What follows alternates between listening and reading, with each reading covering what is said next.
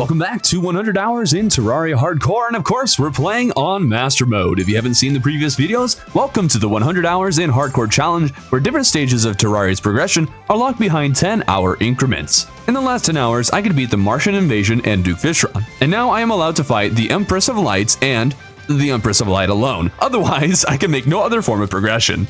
This is definitely going to be a harder part of the series to fill. We've run out of just about all of our progression markers. We got everything we're going to use against Moonlord with the exception of a weapon, I guess, but I can't get armed with solar gear until the pillars, of course, and we're not in that phase of progression. Despite all this, these 10 hours are not actually going to be the nice, easy, breezy walk in the park that I had originally hoped they would be. The Empress of Light must be taken down, as I have beaten every boss up to this point, and I beat her 51 times in the 1 year series, so I'm not all that scared of losing to her, but what I am scared of is becoming too complacent and thinking that I'm in the home stretch and dying due to not paying attention. Part of the reason for that fear is that I'm strongly considering collecting all the pieces of the Zenith so I can make it at the very end, and to do that, I'll have to do some sky fishing where the wyverns flock and the Martian madness farming. So the Martians in the last 10 hours, they made me quite scared and put me in a bad position for at least one moment, so the idea of thrusting myself into a battle with them again does not sound fun, but I've pretty much decided this is what's going to happen. Before we get to the farming though, we're going to jump right into the boss battle. Goes immediately with that attack. Okay, what do we want to call the? Sorry, we really gotta watch out for the physical attacks. Those can actually do a lot of damage. We have circles, followed quickly by those. Okay, melee. No, this. Oh, ouch. Okay, we got hit twice. Okay. Then those, followed by that. Followed by melee. Okay, maybe the pattern alternates a little bit. So you have circle, followed by those things. Gotta do a little bit better dodging it next time. Ouch. Fine, we're not taking too much damage. Not too much. Okay. Wow, I cannot predict what's going to come next. I can only react, but all of her attacks give enough time between when the attack is actually launched and when it's coming in my direction that I have time to dodge. Wow, Empress of Light used to be just absolutely unbeatable for me. Fighting her 50 times on 1 year 1 world really did wonders for me. I need to remove that rope so I don't clasp to that. Oh, all right, in this. Okay. Oh, those are home. Up and over. Then we go underneath. Okay, that wasn't quite the right one, but it worked. Okay, now this one gets the melee. Isn't so bad. It's a little bit slower than when I was mage. It takes a little bit longer to kill her. But you know what? It is significantly safer and thus easier. Don't want to forget to use the Twisted Branch. That is just so fast. It's so good. I won't be able to actually kill her very many times, considering how low we are. Even with extra damage potions, there we are! One Empress down and no starlight, so we're going to go straight into the second battle. Killing her is so much easier when running a melee build, but at the same time the fight was significantly longer, and I suppose I'd much rather be safe rather than quick, but the problem with this is that the battle was taking so long that I would glance at the clock or the moon and start to sweat. The thought of it turning to day before the battle ended. If that happened, then she would absolutely one-shot me, although it's possible I could dodge well enough for long enough, but I ain't running that risk of allowing the boss to enter that state. And no, I am absolutely not going to fight Daytime Empress. You just put that out of your head. I have not come this far just to throw it all away. I realized after the second battle that I now have the soaring insignia. Totally forgot this was even an accessory, and it's quite the helpful one indeed. Reforging was stupidly expensive, so I left it as armored rather than going for warding. I'm never sure about replacing my Terraria boots with the soaring insignia, but it really does just work at this point in progression. The only problem with this is that I no longer walk on liquids, nor am lava immune, and considering how my home is surrounded by lava and I've grown accustomed to walking on top of it, I'll have to be careful I don't end up jumping into that lava. It's not a lot of damage at this point, but I just don't need to add any extra damage on top of anything else that is already being done, especially if I start fighting the Martians later, which is what I figured I'd actually do next. In the last 10 hours, I waited for a whopping 37 minutes for one of these probes to spawn, and after flying around for 4 minutes, I shook my head and figured I'll just focus on farming the Empress of Light. I really want the Starlight Sword from Empress. I've heard some people suggest it's one of the strongest melee weapons in the game. I've never found a use for it, but I've also never run melee in a run where I also killed the Empress of Light. Well, I guess other than the 1 year series, but I was running mage in that one anyways. Also, when the Terrorblade is sitting right there and is more than viable for the endgame, I've never seen much of a point, but considering how the battles have gone pretty well, I was not afraid of farming the boss until I got what I was after. And hey, maybe I'll even get the Stellar Tune while I'm at it. But I am not killing her 51 times like in the year series, okay? That's not going to happen. During the second fight of the night, I was running into a dangerous situation. I was taking a whole lot more hits, I was way out of rhythm, and part of the reason for that is I was terrified of the morning. See, during the first boss fights, I drank another round of Wrath and Rage potions near the end to make sure I could kill her in time, but I didn't bring backups to these 2 potions in this battle, meaning of course that I was taking a little longer to kill the Empress. During the first battle, they were active, but they quickly ran out of time during the second battle of the night, and I was terrified my damage output would no longer be sufficient. This led me to pushing the offensive a bit harder than I likely needed. The only way I could push that offensive, of course, was to fly close enough to Empress to deal true melee damage, but considering how much she moves and how a lot of her attacks shoot projectiles around or straight out of her main body, this often led to me being hit. I ended up needing to play more defensively after becoming too aggressive, making me even more nervous about not killing her in time, but thankfully, I was able to, and still no Starlight.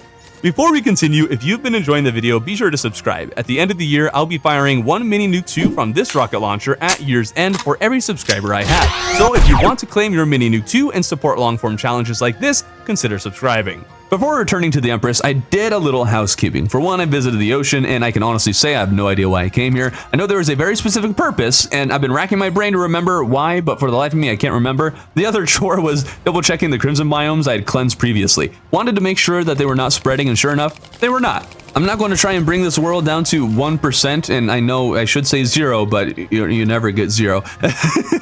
I'll never be able to do that by any means, probably. But hey, having every small portion of the crimson removed from the world feels like an accomplishment.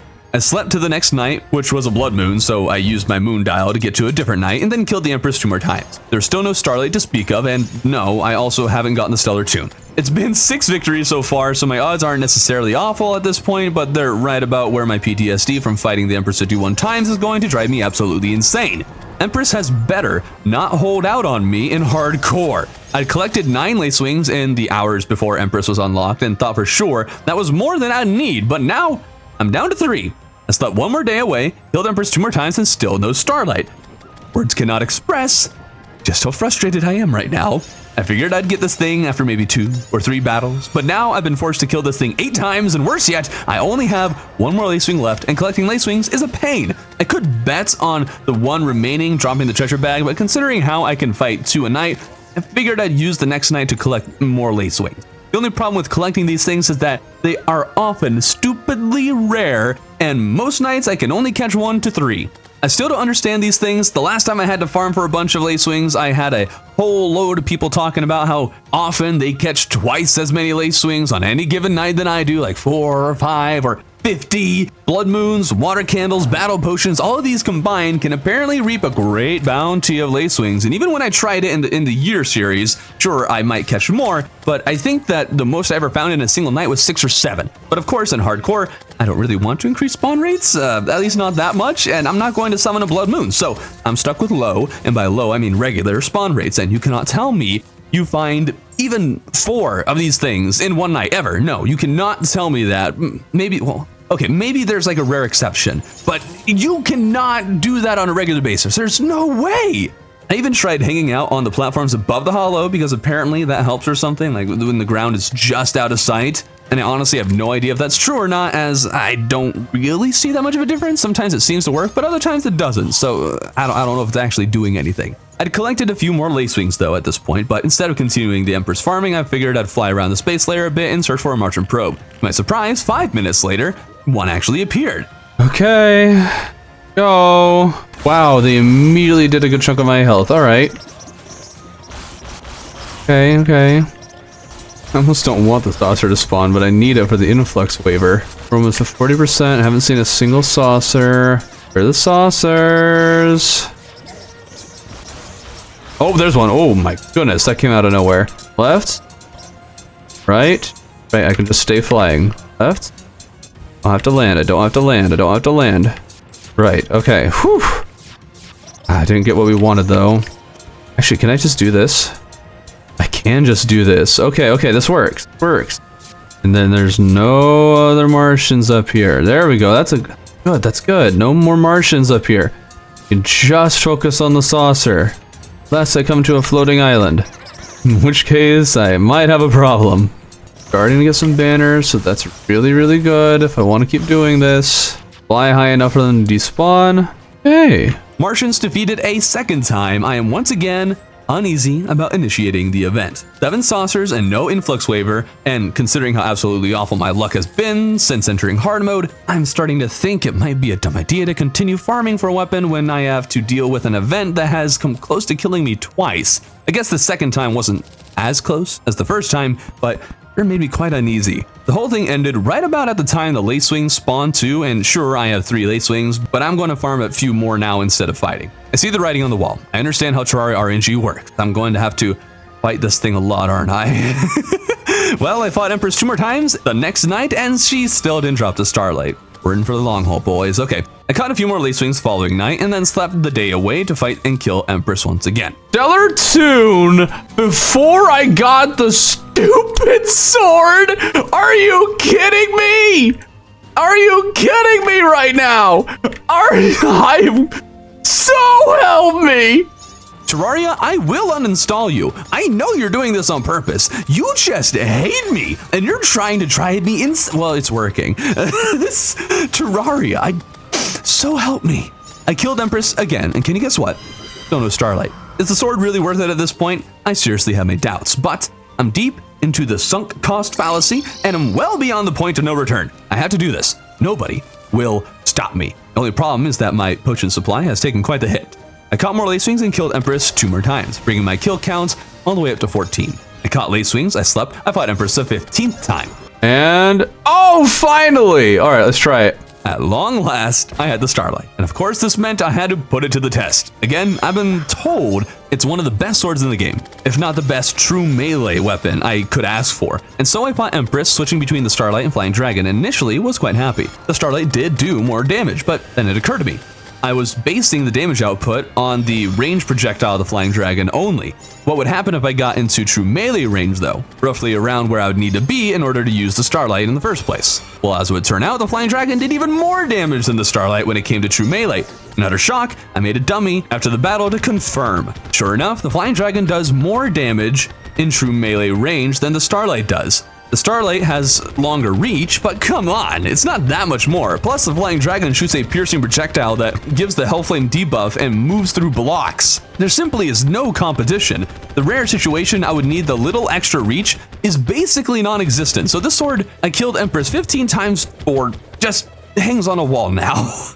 I do suppose, though, I will no longer be fighting Empress. She should be well behind me, and so I flew around the skies waiting for a probe and couldn't get one to spawn, so I figured I'd get the Zenith ingredients I no longer had due to accidentally selling it a bit earlier in the run. Of course, I'm talking about the Star Fury. I'm still working on that, Socrates, all right? I'm still working on it. I'm coming for you. The only way I can get another one of these bad boys is by fishing in the Sky Lakes. I was quite scared of doing this with angler armor because it doesn't exactly have a whole lot of defense, and I might be slow to realizing a wyvern is about to kill me and die. How did I get around this? Well, I just equipped the lava-proof tackle bag to my main build that actually had defense and fished like that. Yes, it was a much simpler solution than I made it out to be. I must say though, I was looking for sky crates, but you don't get sky crates in hard mode. They've been upgraded. Azure? Oh, that's cool. And after not too long, I got my hands on a new Star Fury. Now, I could try and kill some more Martian saucers, but that didn't really interest me at the moment, so I got to work on some prep for the next 10 hours. What prep could I do, though? Well, I thought it might be a good idea to create a platform that spanned the entire world. These platforms could be used when fighting the pillars, either as a perch to shoot from, or a place to retreat to, or even just a highway to get to them quickly. This platform could also function as part of the Moonlord arena. Previously, I'd built an asphalt highway across just over half of the left side of the map, and although I understand why people like this, I don't see myself actually using the thing. I'll just stick with my mounts and call it a day. So I started mining the asphalt, and the pixel combined with the hand extrusion and a mining potion allowed me to mine this thing super fast, and this is one of the most satisfying things in Terraria. I need someone to make a video or short about most satisfying things in Terraria. I'd watch it a lot. With the asphalt gone, I made Martian platforms, which I think are an underrated platform option for arena building, but I also understand why nobody ever uses them, considering how late in the game you get them. The few platforms I was able to make from the conduit plating I had collected didn't get me too far either, so I got to work on crafting thousands of wooden platforms. Good thing I've been farming wood, I guess. And so I began the hour-long process of placing 2 layers of platforms across the entire expanse of this large world, with a small exception of the very edges, as these are primarily meant for the pillars and they don't spawn out that far. I also need to ensure that no matter which path I took, I wouldn't fall off of these platforms, so I built around some of the pre-established arenas, so no matter which path I took or from which direction, I didn't run the risk of falling off. Simply placing the platforms wasn't enough either, or there were minecart tracks that occupied some of the space, and considering how rarely I use them and they almost led to my death against Skeletron Prime, I decided to remove them entirely. But that wasn't it either. I also painted all the platforms with illuminant painting so I could easily see them at night. I didn't think about this until building on the second half of the world, so unfortunately, I'll need to go back and paint the rest of them, but on the bright side, the hand of creation allowed me to place and paint at the same time for about half of the arena. While doing this, I chopped down a tree or two just because, and it was then that I came across a rather strange discovery. Wait, what? Wait, the axe of regrowth is a paintbrush? Wait, what? Wait, why is it using paint? Relogic, explain! For reasons I cannot hope to explain, the axe of regrowth would use the illuminant painting when slung on a planted dirt block, like dirt that has a grass seed in it. But why? Can anybody explain this? I tried painting the platforms and other things with the axe with no success. It was just these blocks. Why is it doing this? I should try this with other axes sometime. Somebody please explain. With all the platforms placed, I figured I'd try to fight the Martians again. And if you see my last video, you know that I waited 37 minutes to get the first one to spawn. And this time I waited over 20 and still didn't get a single probe. I'm just, somebody, I need you to explain this. I recorded and made this video before the last one released, so maybe one of you has already answered this question, but where are the probes? How do you get these to spawn? And are we just not supposed to be able to fight these things when we want? Should I just sit here for an hour hoping for the spawn condition of the most dangerous events I can fight to fly by in the likely vain hopes that the boss of said event will drop the sword I am after during a run where I have had some of the worst luck in my Terraria career? The answer to that, of course, would be absolutely. So I waited for another 40 minutes just flying around. That is an actual hour when combining the two. And I was flying around the space layer, waiting for one of these stupid probes to spawn. So in total, between 2 sessions, I just meant an hour long. Relogic, you need another final update. Please, can we get something that spawns the Martians manually? Even if you need to farm for the first probe, like I'm doing right now, and the summon is crafted from something like the Martian plating or whatever, something that the Martians drop. If I wasn't doing a 100 hours run, I would never in a million years wait for this thing to come. On the bright side, I guess, a whole bunch of wyverns were spawning, and I killed so many of them that I'm pretty close to getting a banner, and I've never actually gotten a wyvern banner before, so that sounds like something I should do. Now, a probe did finally stop by, and the whole fight went considerably smoother than the first time. Only 3 Martian saucers spawned instead of 4 like last time. I didn't fall beneath half my health, and the influx waiver obviously did not drop, so I'm going to have to go through the whole thing again if I want the gosh darn sword. So I started flying around space once more, but before the probe spawned, my 50th wyvern appeared. Yes. 50 wyverns! Oh. Look at that. It looks like a seahorse. Why does it look like a seahorse? It's actually kind of disappointing, but I also love it. I spent like a solid half hour after that banner, just collecting gem critters in the Aether biome. I don't know why I wanted to do this. I know there's easier ways to farm them too, where you don't run the risk of them shimmering themselves, but I don't feel like building another housing unit underground, so this is just what I'm going to have to deal with. Ended up with most of the critters, but no diamond ones. I know at least one of them spawned though, because it shimmered itself before I even saw it, so that was quite unfortunate. And now, you may notice that there's a lot more relics here. Well, the 9th hour of recording was actually lost due to OBS crashing, and I hate this so much, because you see, I fought the Martians again, and I almost died. An influx waiver dropped after the first saucer, so I was very happy, and things were going very well. But then in the middle of fighting another saucer, because you have to, kill them in order to end the event, a stray laser from some Martian hit and confused me in the exact moment the saucer was using its laser, causing me to ram directly into it. I didn't even know the Martians could inflict confusion, or else I would have switched to the Ong shield. The debuff was so confusing that I nearly died to the saucer and only survived by retreating to my base, which made the second phase saucer despawn and a first phase one take its place, and the first phase saucer is a whole lot less deadly when confused. I also realized I didn't have the Horseman's Blade, so I fought the Pumpkin Moon, and to my relief, the sword dropped on the first pumpkin, but then I also realized I didn't have the Seedler, and that brings us to the final hour, because these Plantera relics you see here, yeah, none of them dropped a Seedler, so I spent a good chunk of my final hour just farming the plants until it finally dropped the last sword I needed to collect the Zenith pre-Moonlord. And that wraps up 90 hours in Master Mode Hardcore. We're actually heading to the final 10 hours, and of course, we'll have the pillars to deal with, and those things are the absolute worst. There's some cheesing that can be done with them, but man, no matter how many times I fight these pillars, I swear there's more that I don't know about them, and I just can't afford to die after having come so far. What's worse is that I'm trying to make the Zenith, so I'm going to have to kill Moonlord multiple times. Beating him once, I can say that I have beat Hardcore Master Mode, I guess, but I won't be able to just wrap up the challenge after that unless I want to gamble on getting both the swords from a single bag, which I suppose is possible, but not with a luck happen having. Exactly 90! Exactly 90! Let's go! So I hope you'll join me for the finale next week. With only 10 more hours remaining, I am highly optimistic that we'll actually complete this challenge, but never get carried away, the pillars are notoriously tough. Moonlord is honestly less of a worry than the pillars, but we'll see how it goes. See you then.